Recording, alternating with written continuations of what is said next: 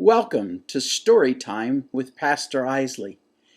Today, I have a very special story for you all. I want to read to you a story that I have loved for many, many years. It's called The Tale of Three Trees.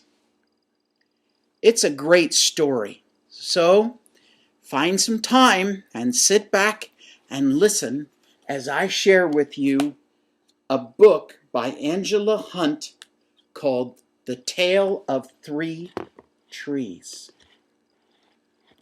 Once upon a mountaintop, three little trees stood and dreamed of what they wanted to become when they grew up.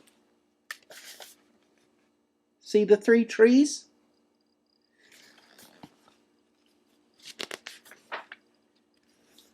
The first tree looked up at the stars twinkling like diamonds above and said, "I want to hold treasure. I want to be covered with gold and filled with precious stones. I will be the most beautiful treasure chest in the whole world." The second little tree looked out at the small stream trickling by on its way to the ocean. "I want to be a strong sailing ship. I want to travel mighty waters and carry powerful kings. I will be the strongest ship in the world." The third tree looked down into the valley below, where busy men and busy women worked in a very busy town. "I don't want to leave the mountaintop at all," she said. "I want to grow so tall that when people look at me, they will raise their eyes to heaven and think of God. I will be the tallest tree in the world." Years and years passed by. The rains came, the sun shone, and the little trees grew tall. One day, three woodcutters climbed the mountain. See the three woodcutters?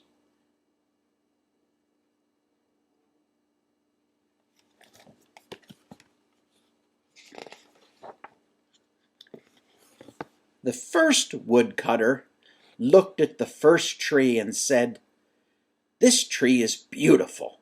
It is perfect for me." With a swoop of his shining axe, the first tree fell.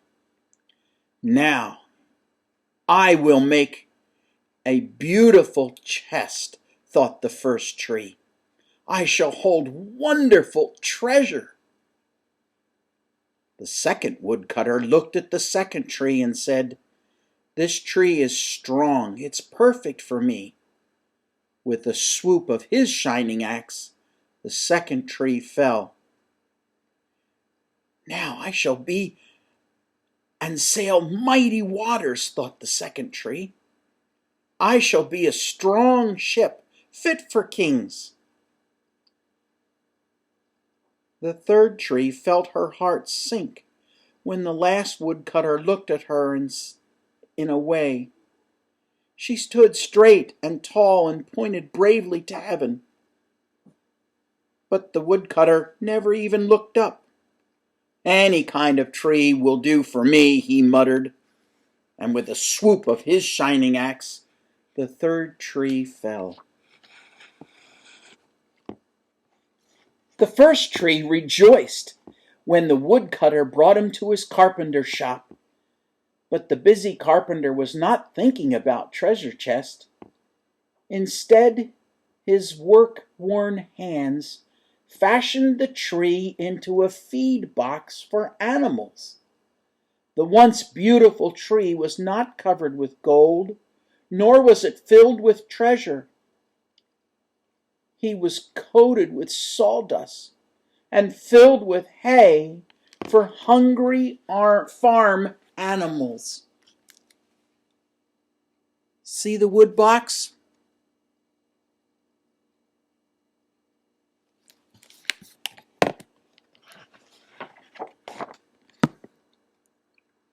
The second tree smiled when the woodcutter took him to a shipyard. But no mighty sailing ships were being made that day. Instead, the once strong tree was hammered and sawed into a simple fishing boat, too small and too weak to sail an ocean or even a river. He was taken to a little lake.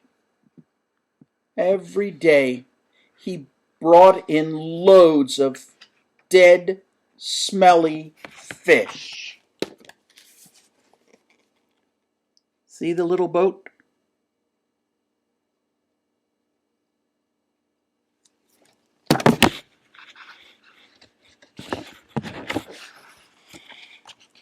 The third tree was confused when the woodcutter cut her into strong beams and left her in the lumber yard. What happened, the once tall tree wondered. All I ever wanted to do was stay on the mountaintop and point people to God. Many, many days and nights passed. The three trees nearly forgot their dreams. But one night, golden starlight poured over the first tree as a young woman placed her newborn baby in the feed box. I wish I could make a cradle for him, her husband whispered. The mother squeezed his hand and smiled as the starlight shone on the smooth and sturdy wood. The manger is beautiful, she said. And suddenly, the first tree knew he was holding the greatest treasure in the world. You think you know what the treasure is? I think I do.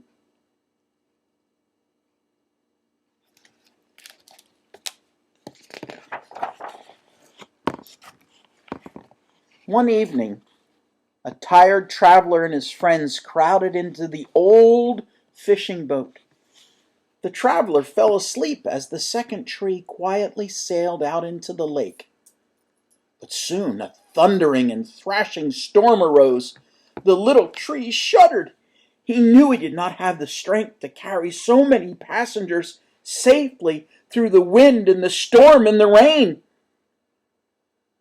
The tired man awakened. He stood up and stretched out his hands, and you know what he said? Peace. The storm stopped as quickly as it had begun. And suddenly, the second tree knew he was carrying the King of heaven and earth.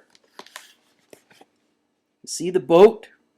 You know who's in that boat, don't you? You know who the traveler is?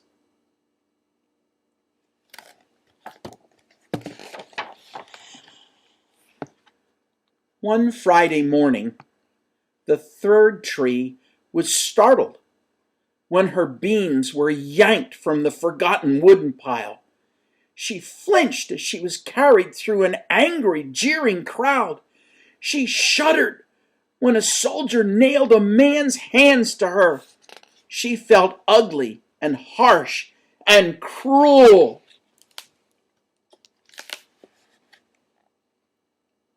See what the beams were used for?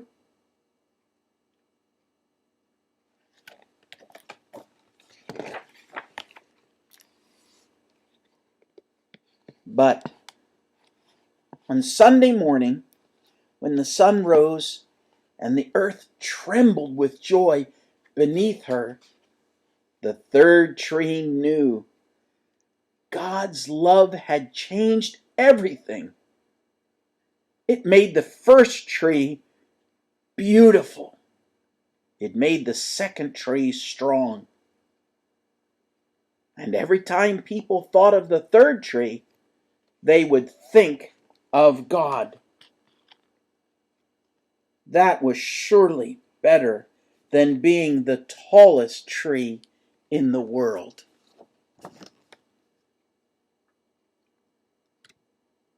Do you think you understand the story? I hope so. Maybe send me an email telling me what each of the trees stood for. I'd like to know what you thought. That was an exciting story. The Tale of Three Trees. Thank you. Have a good day.